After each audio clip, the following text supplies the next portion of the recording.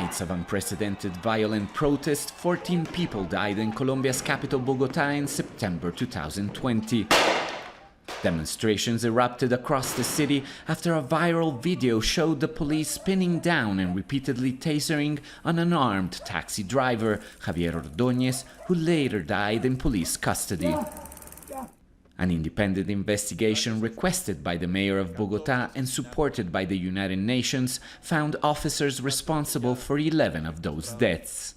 What happened then cannot be called any other way. It was a massacre that happened before any operative or political order to stop utilizing firearms against the demonstrators. The report details how officers repeatedly, disproportionately and indiscriminately used live rounds on the protesters and how the national government and police failed to order them to stop. Holding back tears, the mayor of Bogota asked for forgiveness, calling on President Iván Duque to reform the country's police and recognize the gravity of what has happened. I once again ask for forgiveness from the victims and the city. I totally assume my part of political and institutional responsibility and will fulfil the report's recommendation thoroughly. The report blamed the country's justice system for failing to prosecute and punish the officers involved in the killings.